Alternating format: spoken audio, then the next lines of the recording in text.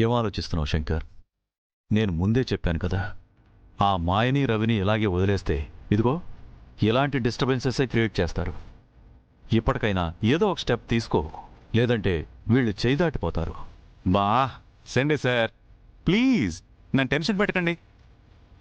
అసలే నా Borra giant wheel తిరిగినట్టు తిరుగుతుంది. ఈ రవి సడన్ గా చేంజ్ అయిపోయి జలకిస్తాడని నేనేమైనా అనుకున్నానా?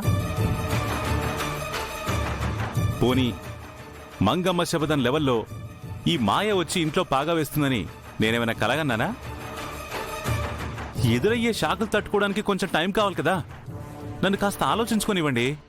మీరు కూడా నన్ను ఉక్కిరి బిక్కిరి చేసేయకండి.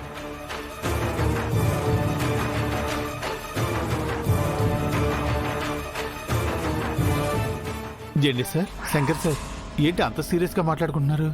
ఇక్కడ విషయాలన్నీ ఎవరు చేరేస్తున్నారో తెలిసిపోయిందా? ఊరుకో బాబాయ్, అడిగిన విషయాలే పదే పదే అడుగుతావు. నువ్వు అడిగినా నేను చెప్పను, చెప్పాలనుకున్నా చెప్పకూడదు.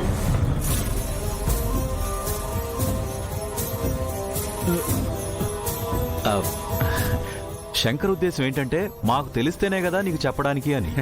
Correct correct. యాదగిరి, నాకు తెలిసి అలాంటి వాళ్ళు ఇక్కడ ఎవ్వరూ లేరు. ఆ అమ్మాయి మనకి థ్రెట్ ఇవ్వడానికి ఇలా చెప్పుండొచ్చు. అంతేనా శంకర్? అంతే సార్, అంతే. అంతే అయితే పర్వాలేదు సార్. ఎవరైనా అలాంటి వాళ్ళు ఉంటేనే ప్రాబ్లం. బాబాయ్, అయినా నీకెందుకింత కంగారు? నా భయం అంతా మా వెదవ గురించే సార్. వాడిని ఎవరైనా ట్రాప్ చేశారేమోనని. అసలే ఎవరిని నమ్మలేకపోతున్నాం కదా సార్, అందుకే వాడిని కూడా అడిగాను. ఏమన్నాడు? నేను స్వాతి ముత్యమన్నాడా? శంకర్, అదే సార్, మనోడు స్వాతి ముత్యంలో కమలాసన్ లాంటోడు అని చెప్తున్నాను. బాబాయ్, మన రవి అయి ఉండలే. ఆ మాట అన్నారు చాలు. అవును, మీరెందుకంత టెన్షన్గా కనిపిస్తున్నారు? బాబాయ్, ఇంట్లో ఏమైనా ఫంక్షన్ జరుగుతుందా హ్యాపీగా ఉండడానికి? టెన్షన్ మధ్యలో ఉన్నప్పుడు టెన్షన్గానే కదా ఉంటాం. కరెక్టే సార్.